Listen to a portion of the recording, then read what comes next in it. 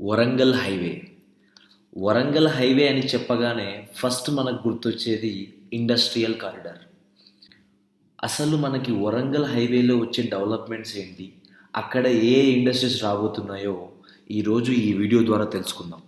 So welcome to our YouTube channel in best. Warangal highway. మనం Warangal హైవేని national highway 163గా పిలుస్తాం. ఇది మనకు హైదరాబాద్ నుంచి మొదలు పెట్టుకొని భూపాలపట్నం ఛత్తీస్గఢ్ వరకు 334 కిలోమీటర్లలో విస్తరించి ఉంది. మనం మేజర్గా చెప్పుకోవాలి అంటే మన హైదరాబాద్ క్యాపిటల్ సిటీకి, అలాగే మన సెకండ్ క్యాపిటల్గా డెవలప్ అవుతున్న వరంగల్కి కనెక్ట్ చేసే హైవే ఇది. వరంగల్ హైవే 4 లేన్ రోడ్ ఎక్స్టెన్షన్కి మన సెంట్రల్ గవర్నమెంట్ 1905 కోట్లు కేటాయించడం జరిగింది. గతంలో మనకు యాదాద్రి వరకు ఉన్న 4 లేన్ రోడ్ని ఇప్పుడు వరంగల్ వరకు కూడా ఎక్స్టెండ్ చేస్తున్నారు. Emerging city Warangal. వరంగల్ పైన మన స్టేట్ గవర్నమెంటే కాదు, మన సెంట్రల్ గవర్నమెంట్ కూడా ప్రత్యేకమైన దృష్టి పెట్టడం జరిగింది. మన సెంట్రల్ గవర్నమెంట్ ప్రకటించిన స్మార్ట్ సిటీస్ లిస్ట్లో మన తెలంగాణ స్టేట్ నుంచి వరంగల్ అనేది ఫస్ట్ ప్లేస్లో ఉంది.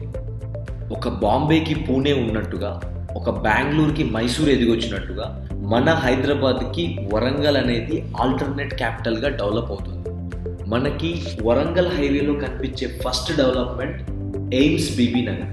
గతంలో మనకు నీమ్స్గా ఉన్న ఈ క్యాంపస్కి సెంట్రల్ గవర్నమెంట్ ఎయిమ్స్ హోదా ఇవ్వడం జరిగింది. 200 ఎకరాలలో సుమారుగా 1000 కోట్ల బడ్జెట్తో ఈ క్యాంపస్ని ఒక మెడికల్ హబ్గా డెవలప్ చేయడం జరుగుతుంది. మనకి వరంగల్ హైవేలో బీబీ నగర్ క్రాస్ స్టేషన్ తర్వాత నెక్స్ట్ వచ్చేది యాదాద్రి.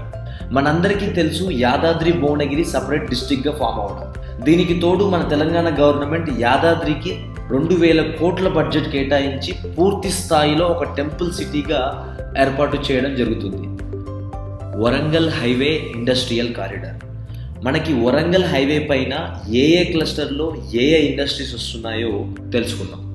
ఫస్ట్ మనకి యాదాద్రి భువనగిరి క్లస్టర్ గమనించినట్టయితే IT ITES, medical hub, minerals based industries, అలాగే transportation hub and dry port, ఇవన్నీ కూడా ప్రపోజల్లో ఉన్నాయి.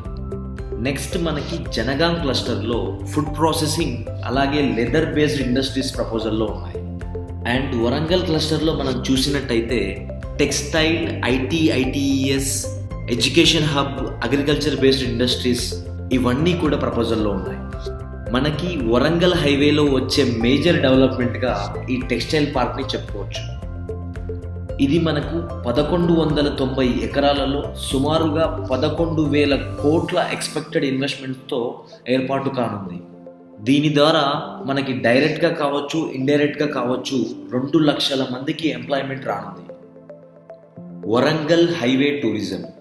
మనకు హైదరాబాద్లో స్టార్ట్ అయిన ఈ హైవే ఎన్నో టూరిస్ట్ లొకేషన్స్ కవర్ చేస్తూ వరంగల్ చేరుతుంది.